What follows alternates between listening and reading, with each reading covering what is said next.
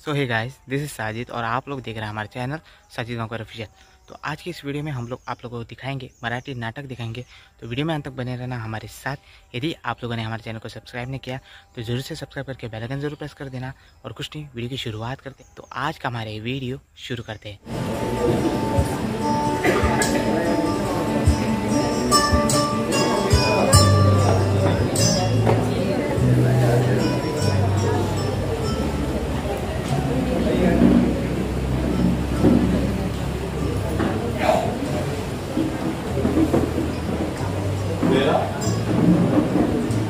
मला वाटतं तो बिंदूला थोपटता दिसतोय.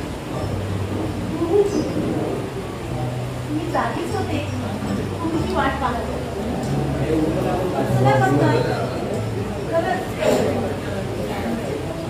बेला, आज माझ्यात काय मोठा फरक पडलाय सांगा. सांगू काय हरशी? म्हणाल ते तू अरुंधतीची साडी नेसली. मला भास झाला अरुंधती तू घेऊन आली. तो भास विसरला आता. मी पेला चालले. किती थकले आहात.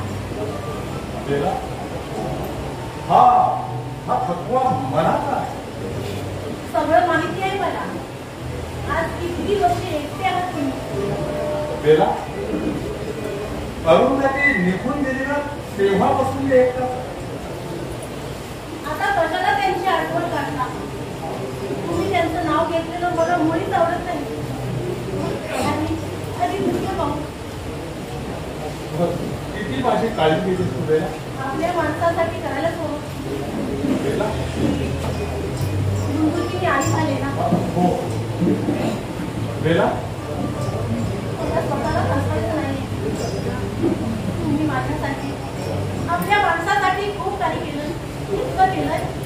तुमचे उपकार फेडायचे असते तर माझ्याकडे एवढंच आहे. मी अशिक्षित आहे. उपकार करणाऱ्यांच्या पायावर आपल्या जवळ जे आहे ते सर्व व्हायचं एवढंच कळते मला. तुमचं मला नेहमी सांगत असतो, बेलाताई तू माझी आई आहेस. म्हणजे बापूंची बायको नाहीस का. मग मी त्याला हसून हो म्हणते. तरी सांगते बापूंना मात्र यातलं काही सांगायचं नाही. पण तुमच्याकडे लक्षातच आलं नाही का रे. असेच आहात का तुम्ही. सांगा ना, कधी कळलं होतं का तुम्हाला हे. हो हो कळलं होतं मला. पण हो मेला मला कधीच कळलं होतं. पण हो पण मला जे कळलंय ना ते ते स्वतःला देखील कळून घ्यायचं नाही. इतके शहाणे आहात, तितकेच वेळही आहात. घ्या भाऊ. स्वतःच्या प्रकृतीकडे लक्ष द्यायचं नाही.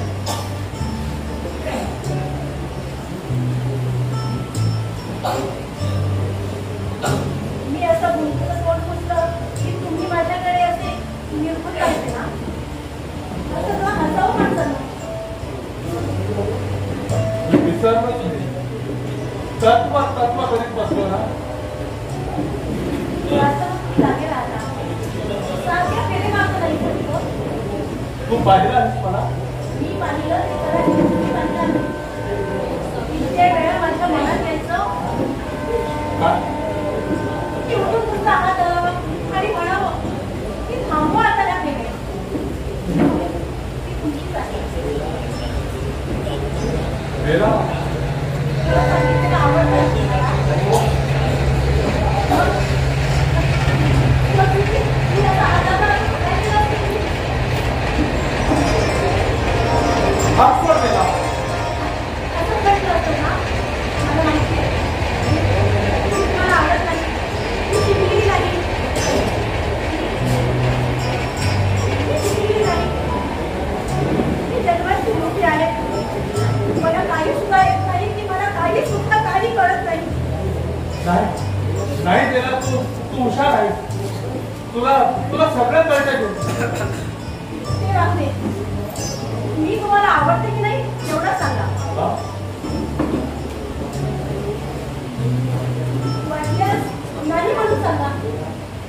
बेला आवडते की नाही एवढंच सांगा.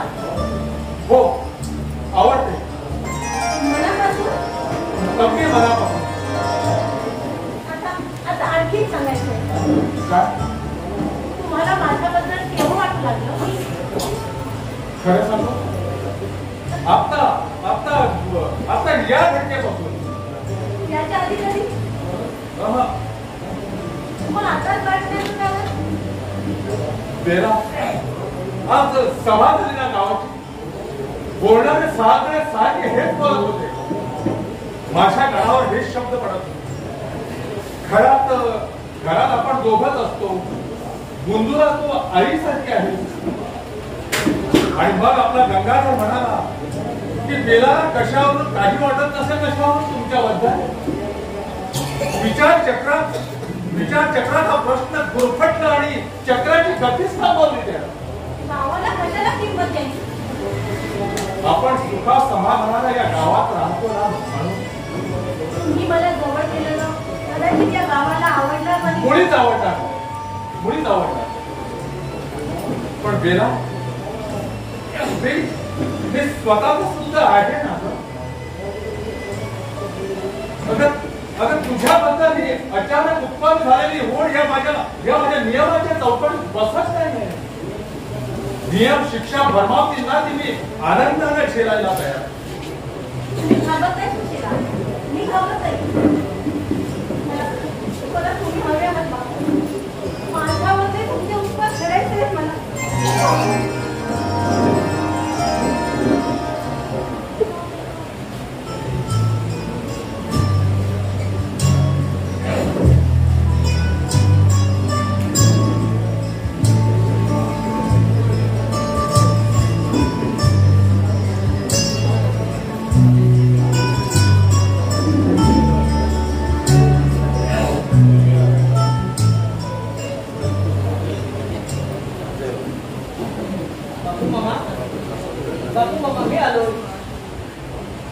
मोहन आता आलास का तू. बापू मामा आता इथंच राहणार आहे मी. तुमच्या आधारात तुमच्या सावलीत. माझा आधार माझी सावली. मोहन तू मगाशीच आला. तुम्ही कसल्या विचारत होता.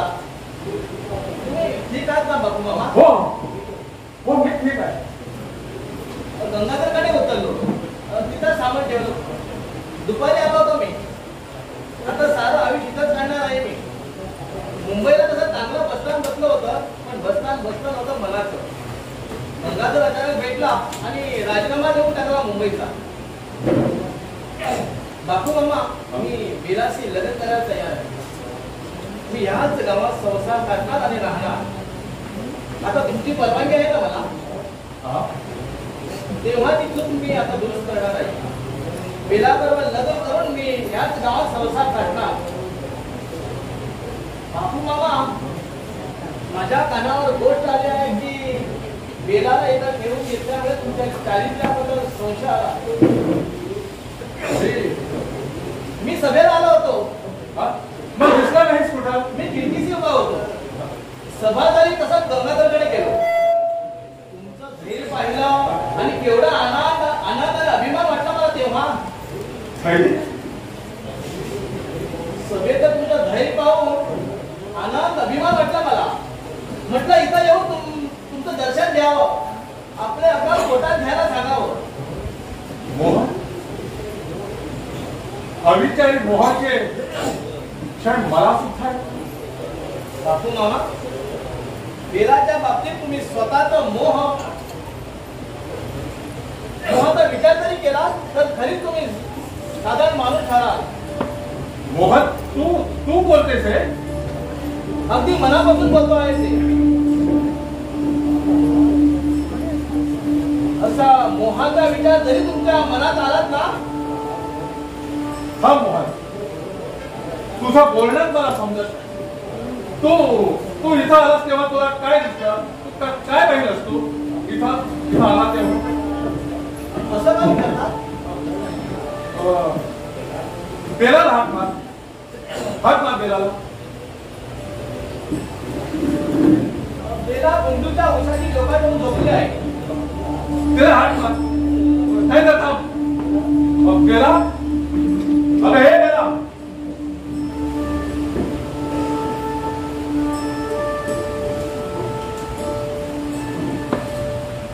मी आल्याचं कळलं नाही.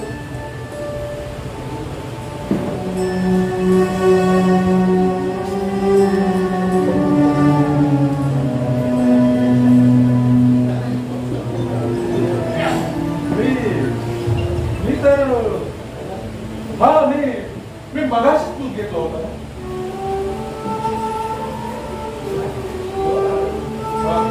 बेला मोहन आलाय. मोहन आता इथंच राहणार, याच गावात. बेला, मी तुझ्याशी लग्न करायला तयार आहे. आपण याच गावात संसार मांडू आणि सुखाने राहू. बेला, बेला तू मोहनशी लग्न करायला तयार आहे? तो मागलं सगळं विसरून आला इथं. माझं आई त्याला हो.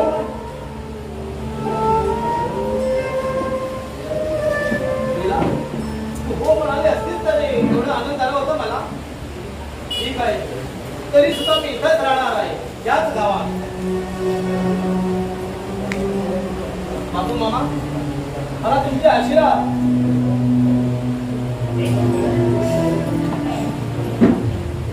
बेला, तुझ्या मनात दुसरा कोणी आहे का?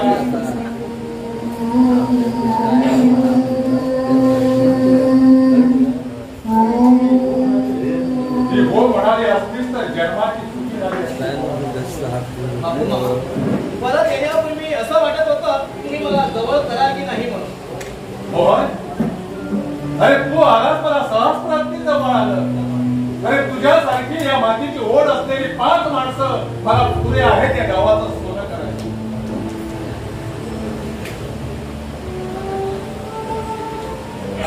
मोहनराव, झालं, तुम्ही आलात ना इथं. म्हणजे तुम्ही परत आल्याची गोड बातमी मी ताबडतोब देणार होतो. अरे मोहन दुपारीच आलाय ना, मग मगाशी का बोला नाही तू? विसरलो. ताबडतोब घरी गेल्यावर ताबडतोब एक कल्पना सुचली. काय? बेलाचा प्रश्न आपोआप सुटतोय. मोहनराव आलेत ना. मोहनराव बेलाशी दादर, ती नाही म्हणाली. काय ती इथंच राहील आणि बापूच्या मनाला गावचा छळ सोसावा लागेल. गमानं का बोलू नये.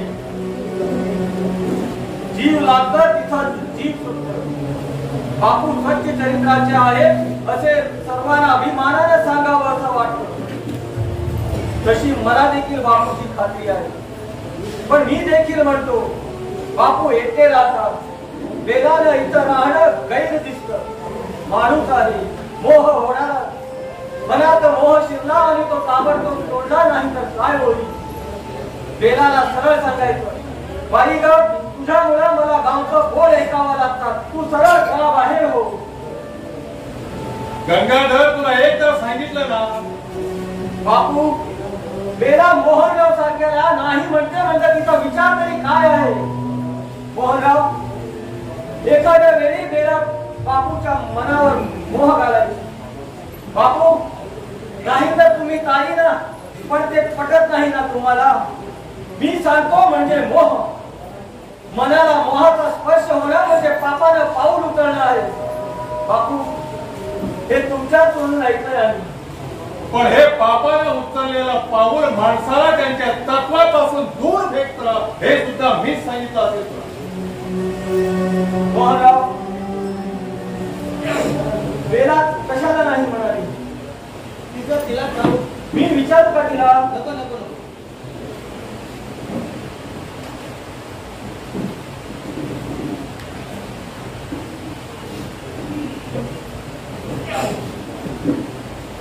मोहाचा स्पर्श होताच तो तोडला पाहिजे. खरंय तुझं गंगाधर. मन स्वस्थ केलं की त्यातला गाळ खाली बसतो आणि मन स्वच्छ होतं आणि नव्या उमेदीनं पुन्हा उठतं. जगण्याची तत्व ठरवून ठेवली असते की अशा मनशांतीची आवश्यकता जायची तयारी, मनशांतीची तयारी. जाऊन येतो तुम्ही कुठे निघाला? येतो मी आणि सांगतो तुला. पण सांगितल्यानंतर पुन्हा दुसरा प्रश्न मला विचारायचा आहे. मी मुंबईला ताबडतोब विचारला गंगाधर, तू दवाखान्याकडे लक्ष ठेव आणि मोहन बाकीच्या गोष्टी बघून घेते. मी येईपर्यंत तो आहे. गेला असा तुमचा जरा सांभाळ. मी मुद्दाम त्याला आता उपस्थित.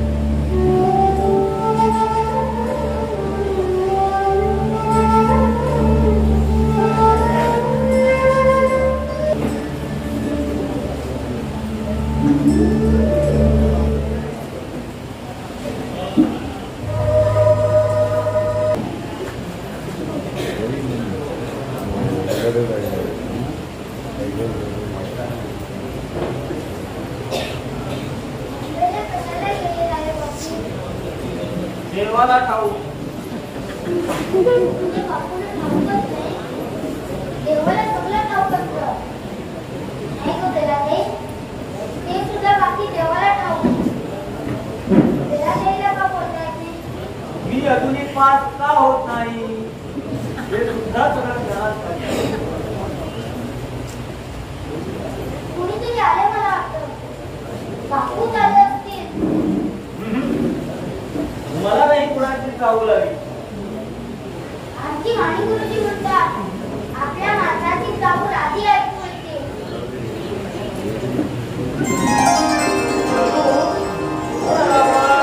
आई, तू कशी आली एकदम? आपलं माणूस चाकून देत असलं की वाटतं एकदम चाल. पण मी पुण्याहून इकडे आलो तेव्हा चाहूल किती होती आणि तू नाही झाली. तेव्हा ना तेव्हा मी फार गडबडीत होते. कसल्या गडबडीत? तुला माझी आठवण यायची. मेरा काही होती की इथं. ती माझं सगळं करते, अगदी तुझ्यासारखं. पण तुझी आता घरी आहे ती घरी आहे नाही का? देवाला ठाऊक.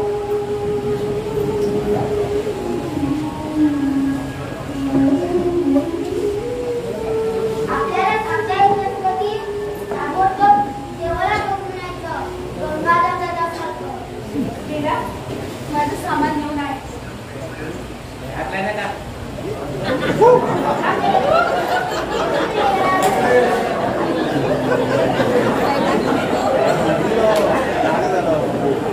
जय गणेश.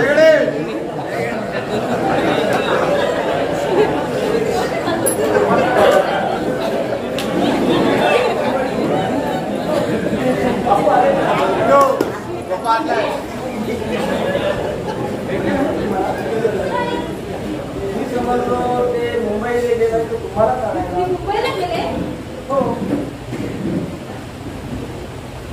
भेटले नाही तुम्हाला?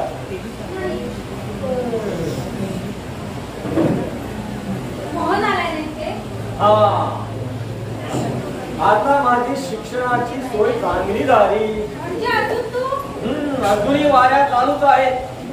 ही आता शेवटची वारी 16वी. पास झालो की पंढरपूरच्या वारी बरोबर जाऊन देवाचं दर्शन घेतो आणि शिक्षण बंद करतो. 15 वाऱ्या झाल्या तुझ्या. घरी खडूनी रेघा मारून ठेवल्या आहेत भिंतीवर. नाही तर लक्षात सुद्धा राहिलं नसतं. भिंत भरत आली. परवा मोहनराव आल्या तेव्हा भिंत बघितली आणि ताबडतोब विचारलं. मी म्हटलं ही अज्ञानेश्वराची भिंत आहे. पास झालो की ताबडतोब या भिंतीवर सर्टिफिकेट लावायचं. कशी आहे मम्मी? ठीक आहे. बेला आली होती वाटतं सांगायला. अगदी जवळ जवळच आलं होतं. नाही तसं नाही. म्हणजे बेला नाही म्हणाले लग्नाला. काय गं बेला, एडी बिडी की काय तू? या बेलाच्या डोक्यात कसलं खून भरलंय? बघा तुम्ही, परवा गावाने मोठी सभा घेतली. कशाबद्दल? बापूच्या चारित्र्याबद्दल. पण तुम्ही घरात वावरताय. मी घरात नाही. आणि ही धरणी काठी बेला इथं राहते हे लोकांना आवडत नाही. पण तुम्ही गावाला सांगितलं नाही हे शुद्ध आहे त्यांच्याकडून काही घडणार नाही म्हणून. सांगितलं ना ताबडतोब, पण गावाने सभा घेतली. त्यांच्यावर तरी वाटेल तसे आरोप केले असते, त्यांची चारित्र्यावर शिकवणे उडवले असते. तशी सगळ्या करते आहे बाबती ती, पण हे दिसायला चांगलं नाही. आज आपले काय गावानं बहिष्काराची भाषा सुरू केली आहे. एक तर बेलाला घरातून बाहेर झाला नाही तर नाहीतर काय नाही तर तुम्हाला परत आणा अर्थात हे आडून बोलणं होतं. बापू मामा पहाड्यासारखे उभे होते. ते म्हणाले बेलाला मी घराबाहेर काढणार नाही, माझ्या तत्वाविरुद्ध आहे ते म्हणून. आम्ही काय म्हणाले? आणखीन म्हणाले की ज्यांना बेलाची काळजी वाटत असेल त्यांनी माझ्या घरात येऊन राहावं. पण गुंजूचे बेलाशिवाय चालत नाही. मी बापूला म्हटलं वाटते ते करा, पण गाडीला घरात घेऊन आला. पण ते म्हणाले तो माझा वास्तविक प्रश्न आहे. गावाने 8 दिवसाची मुदत दिली आहे, पण हा प्रश्न सोडवायचा नाही. तुम्हाला कोणाला सुचलं नाही, यांना सुद्धा सुचलं नाही. गावात एखादं घरदार असणारं घर असेल तर तिचं बेलाची सोय करायची, आपल्या धाकल्याकडे बेलाला ठेवायचं. त्याच्या पहिल्या घरात ते कसा सुटून जाईल आणि तिच्या पालक पोषणासाठी तो खर्च लागेल तो आपण द्यायचा. पण गुंजू काय गेला असता बेलाला धाकल्याकडे भेटायला, आणि त्याला काही 24 तास बेला काही पाहिजेच असं नाही. आणि नागरिकांनी तुम्ही समजावायचं त्याला, यांच्याच तारखेत तो तयार झाला. पण कोणाला कसं कळलं नाही.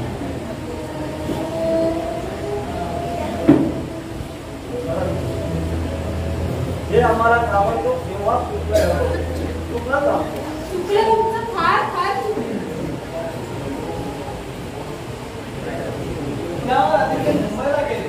आम्हाला वाटलं आता तुला जाण्याला गेले. चुकामुक झाली असेल, पण तुमच्या एवढ्याच्या वाटण्यात चुकीचं प्रायश्चित्त त्यांना भोगावं लागलं.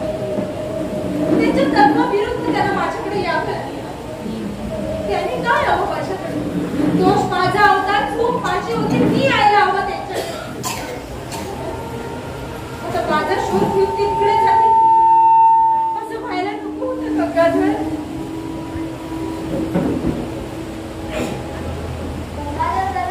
काय रे? काय झालं? मला माहित आहे, मी बघतो.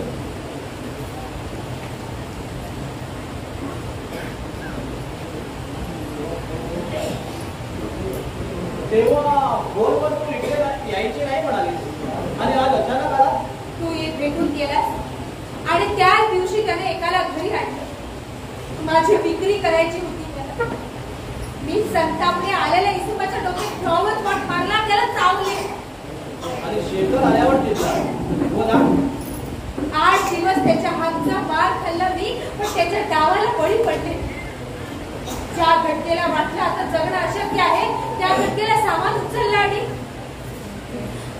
पोहत या पाहिल्यास यातला प्रत्येक रड मला किंचाळून सांगतो आहे.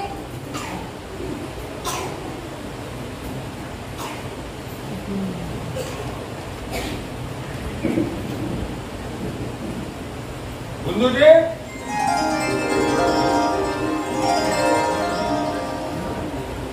अरे हे गुंजूजी, अरे जरा मदत तरी करावी की नाही? काय गुंजूजी?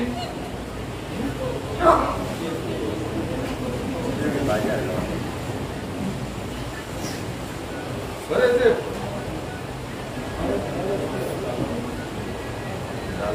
अरे तू माझ्यावर रागावला असशील ना?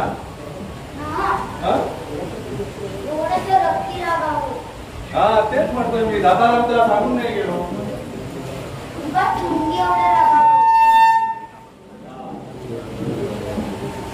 इकडची काय आहे तिकडं?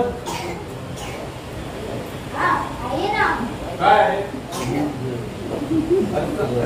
अरे कसल्या फळात असल्या? कसल्या?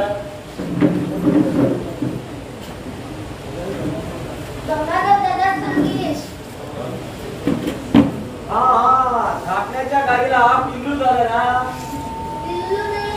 वासरू म्हणायचं. कुणी सांगितलं तुला वासरू म्हणून? काही ना.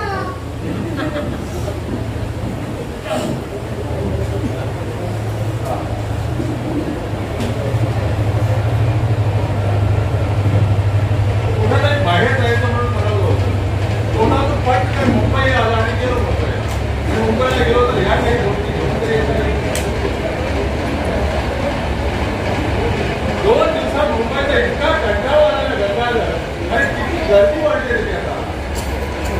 असं हो, मला वाटलं बरं, पण मन तरी शांत झालं की नाही का गर्दी? हे तर वाटेत प्रवासालाच झालं. एसटी खिडकी जवळच जागा मिळाली. बाहेर निसर्ग असा खेळत होता, नाचत होता. त्याने तर अशी एक मला हिरवी गार शीळ घातली. मन अगदी इतकं हलकं झालं मला कळलंच नाही. पण बुंदूजी एक सारा कविता म्हणायला लागलो. इथं सगळं वावरे. हा हो. अरे काय चाललंय काय तुमचं? काहीतरी पुन्हा करतात, महाद्वारे करतात. हेच आपल्या. कसल्या? हा बा अरुंधती,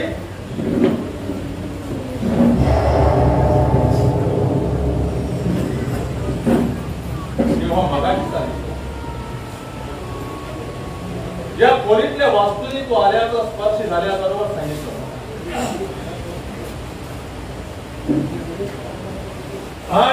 हे दोघं वेडे खडाखुणा करत होते. हवाई अरुंधती, छान, ठीक आहे. पण प्रकृती तसं सांगत नाही.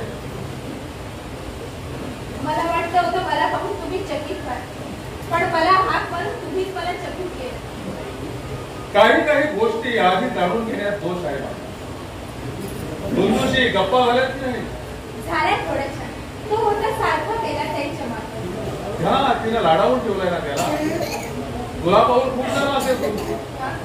झाला ना थोडासा. अरे चिमटा काय करतो? बापू हे काय हो?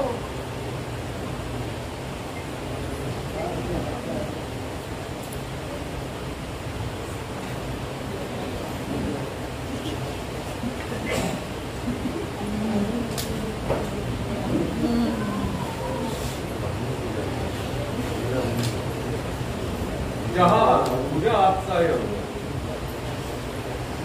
एका घोटातच तरतरी आहे. बुंदूजी, तू आता यापुढे असा चहा करायला शिकला पाहिजे. याला म्हणतात खरा चहा. तुमचा आवाज ऐकला आणि चहासाठी आदर ठेवलं.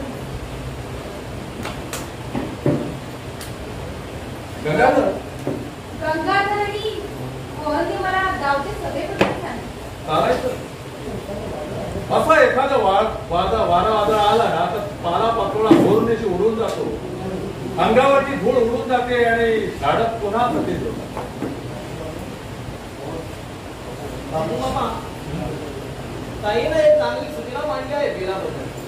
असं तुला सांगतो मोहन, दुपारी मी परत येताना मला सांग वाटत होता की मी घरी पोहोचेपर्यंत काहीतरी याच्यातून मार्ग निघणार. अरुंधती, शेवटी स्त्रीची गरज भासायला स्त्रीचीच गरज पडली नाही का? माझी सूचना तरी ऐका. बेलाला आपल्या धाकल्याकडे ठेवायचा. त्याच्या भरल्या घरात सरळ शॉपिंग. तिच्या पालक पोषणासाठी जे पैसे लागतील ते आपण द्यायचे. म्हणजे गावाची शंका ही दूर झाली आणि बेलाच्या संरक्षणाची काळजी सुद्धा. शाबास. गंगाधर, हे कसं सुचलं नाही कुणाला? हा, सुचण्याला सुद्धा एक जन्मवेळ असते. त्यानं ठरवायचं असतं कुणाला केव्हा काय सुचावं. अरुंधती, तुला त्यानंच योग्य वेळी पाठवलं असेल बेलासाठी. खरं तर तुझे मी आभार मानायला पाहिजे, पण या सूचनेच्या उत्तरातून सुचल्यासारखं होईल म्हणूनच मी ते मानत. गावातले ढग आता दूर होतील आणि पुन्हा निर्मळ निळा आकाश पुन्हा एकदा हिरव्या गवताला आनंदात असतात. बेला, आजपासून तू धाकण्याकडे राहायचं. तू राहायचंच का असा विचारच नाही मी तुला, कारण तू तिथं राहणं हे साऱ्यांच्या सुखाचं आहे.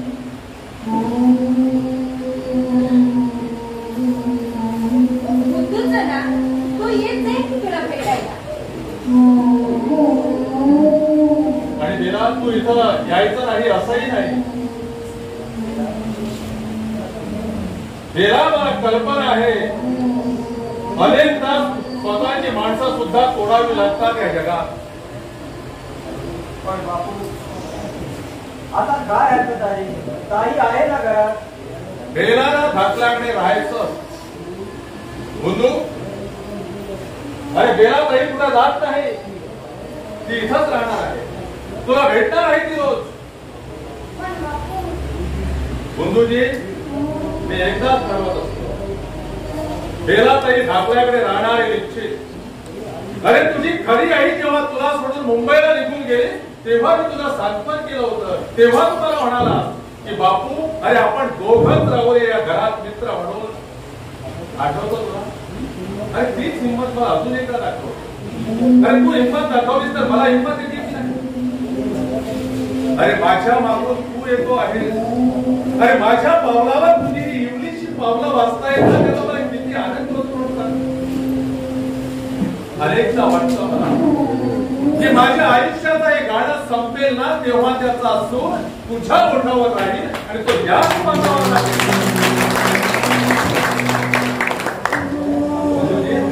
अरे डोळ्यात पाणी आणायचं नसतं तुझ्यासारख्या मुलाला. जाऊ दे ना सांग.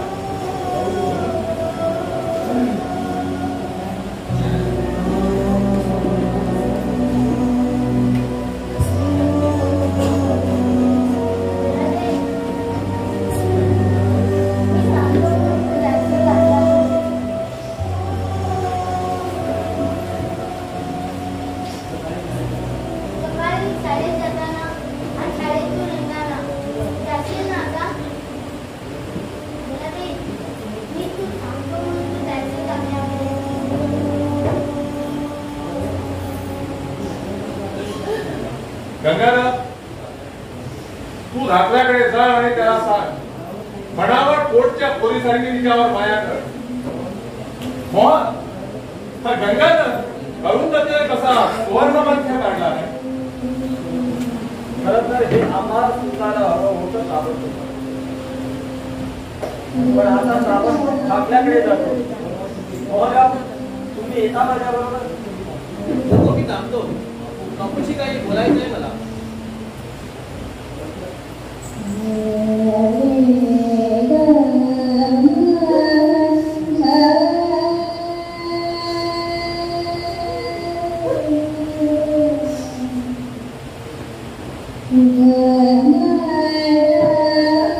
बुंदूजी वाटल्यास जा घ्या बेलाकडे. आतापासूनच सवय कर एकतर राहायची.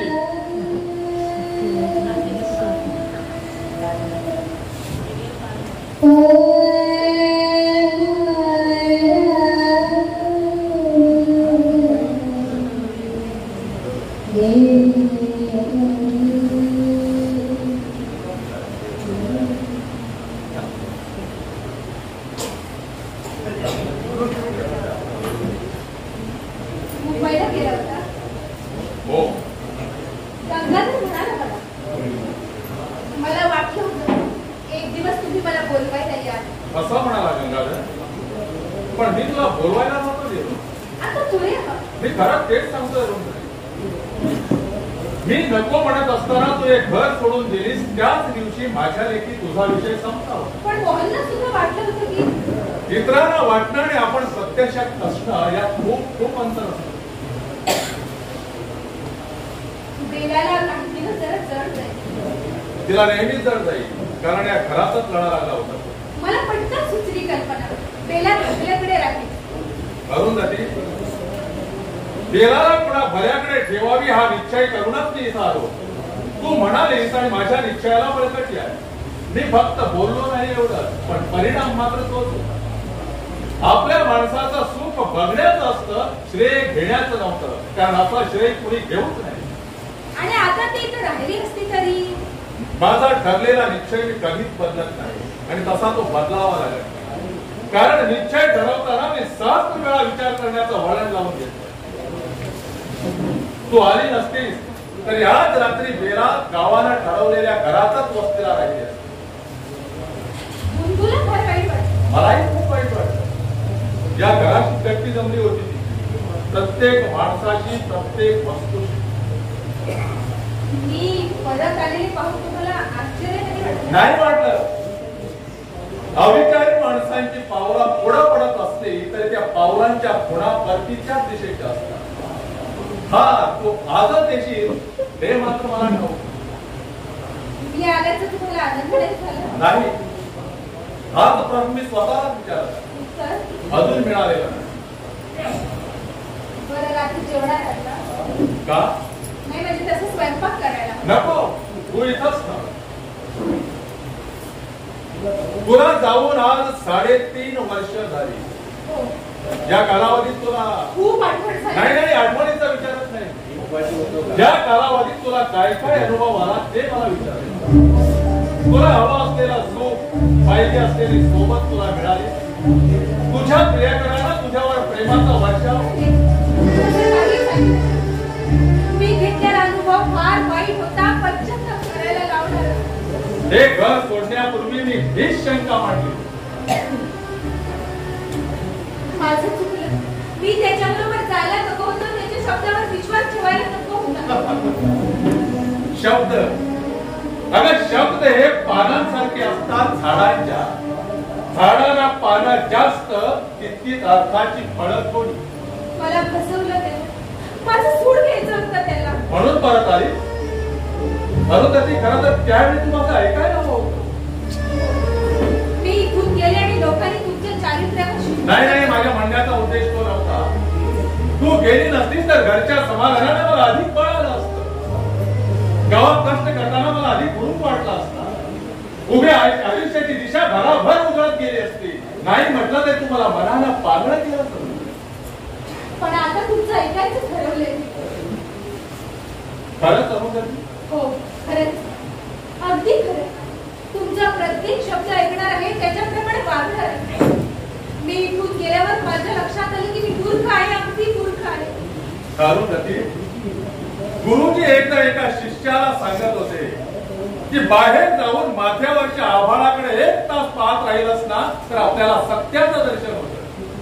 शिष्य तसाच उठून बाहेर गेला आश्रमाच्या आणि बाहेर जाऊन त्या धो कोसळणाऱ्या पावसात जाऊन उभा राहिला त्या मोकळ्या आभाळाकडे पाहत आणि परत येऊन गुरुजीला म्हणाला की गुरुजी, आपण तुम्ही सांगितल्याप्रमाणे मूर्खासारखा जाऊन मी बाहेर उभा राहिलो पण मला सत्याचं दर्शन काही झालं नाही. तेव्हा गुरुजी त्या शिष्याला म्हणाला, अरे आपण मूर्ख आहोत हे सत्य तरी तुला कळलं ना.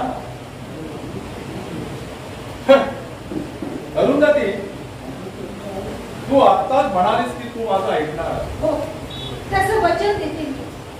वचन देणाऱ्याकडे ते पाळण्याचं दायित्व असतं हे मी जाणते. वचन देणं म्हणजे पाळणं हे मी जाणते.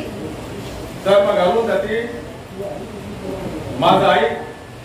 तू आलीस तशीच परत निघून जा. मला माहित आहे तू माझं ऐकणार आहेस कारण तू मला वचन दिलं आहे. वचन देणं आणि ते पाळणं हे मीही जाणतो. तू आलीस तशीच परत निघून जा. या घरात तुला आता स्थान नाही. तू गेली त्याच क्षणी माझ्या लेखी तुझा जिव्हाळा संपला होता. तू उगाच परत आली. निश्चिती होती पण तरी सुद्धा मी सारखा म्हणत होतो की तू परत येऊ नयेस आणि परत आलीस तर माझ्या तोंडून जा असं ऐकू नयेस. कारण तुझा तसा जय आणि माझा असा पराजय मला अधिक प्रिय होता. पण तू परत आलीस आणि माझ्या पराजयाचा तू माझ्या संसाराचा, माझ्या तत्वांचा तू अपमान केलाय. अरुंधती, आयुष्यात माझी एकच खासगी गोष्ट होती की तू, मी आणि हा आपला संसार. बस. माझ्या खासगी बाबतीत मला जाऊ विचारणारा फक्त माझा मी एकटाच आहे. अगर तत्व वगैरे दूर सारून एका अतिसामान्यानं हा स्वतःपुरता घेतलेला निर्णय आहे. पण हा सूड आहे. हो, प्रियकराला सूड उगवायची संधी दिली आणि हा सूड मला तो सूड वाटत नाही. पण कदाचित हा सूडही असू शकेल. कदाचित मी तुला दिलेली शिक्षा सुद्धा असू शकेल.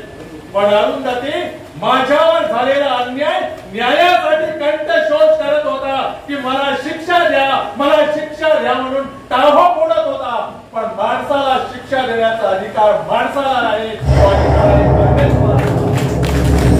पण हल्ली दुनिया इतकं वाढत आहे की सगळीकडे लक्ष द्यायला त्याला वेळ नाही, म्हणून माणसात माणसाला शिक्षा करू लागले आहे. आणि अपराधाविना झालेल्या सुद्धा एक शिक्षा आहे, मनस्तापाची, देहत्त मनस्तापाची. आणि ती शिक्षा मी आनंदाला झेलणार म्हणजे मी इथे राहायचं नाही. मग कुठं जाऊ मी? जगाच्या नकाशात माझं घर म्हणजे एक सूक्ष्म ठिपका, त्या ठिपक्याला कशाला विसंबून मला आता कुठेच आधार नाही. म्हणून पाहत आले, ज्या घराच्या ओढीनं माझ्या किंवा बुंदूच्या ओढीनं नाही आली. हे बघ, खोटं बोलण्याचं पाप माती घेऊ नकोस. 3.5 वर्षाला तू या घरात येते आहे, त्याचा हाच बोल आहे की तू कुठं आसरा घ्यावा हा तुझा प्रश्न. तुम्हाला माझी गरज नाही होती अरुण त्यांनी तुझी मला गरज होती, पण आता तुझ्याशिवाय राहणं शक्य आहे मला आणि बुंदूला देखील. पण बुंदूला मी हवी आहे. त्याची खरी आई असताना त्याला का म्हणून अशी 3.5 वर्ष काढलीस त्याने? हवं तर विचार करा. आणि तो हो म्हणाला तर त्याच्या कमकुवतपणाबद्दल मला खेळ होईल. तुम्ही परवानगी द्या. विचारून तर बघ. बुंदू राजा, जरा बाहेर ये. तुम्ही त्याला कसल्याही खाण्यापिणं करायचे नाही. तसल्या सवयी नाहीत मला. नाही म्हटलं तर तुमच्याकडे पाहिजे तो. मी आत निघून जाईल तो बाहेर आल्यानंतर. बुंदू,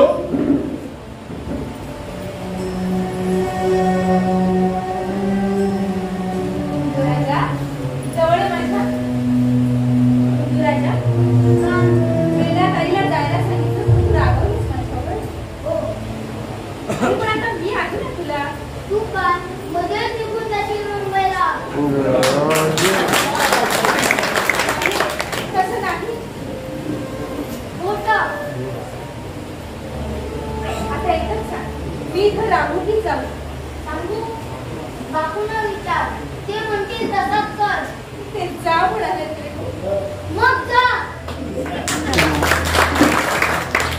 आणि इथं घरात मी आणि बापू दोघंच कमाई करा.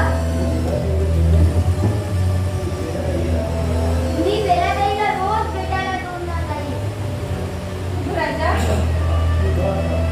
तू जा आता. आमची प्रार्थनेची वेळ झाली. बापूने उशीर आवडत नाही.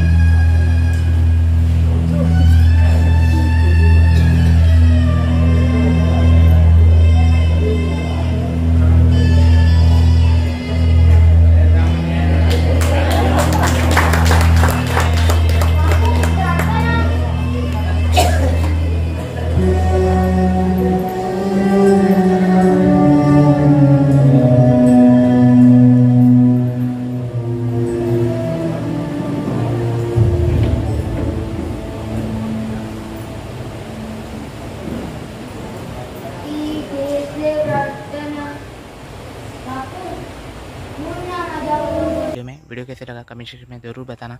ये वीडियो देख रहे हो जा रहे चैनल को सब्सक्राइब में कर रहे हो, जल्द से जल्द हमारे चैनल को सब्सक्राइब जरूर कर देना। कुछ नहीं कुछ पूछना चाहते हो कमेंट सेक्शन में पूछ सकते हो। इंस्टाग्राम पर हमें फॉलो नहीं किया तो लिंक हमारे डिस्क्रिप्शन बॉक्स में है, जल्द से जल्द जाके हमें इंस्टाग्राम पर फॉलो जरूर कर देना। और कुछ नहीं, मिलते हमारे ऐसे इंटरेस्टिंग वीडियो के साथ। So till then take care and bye bye.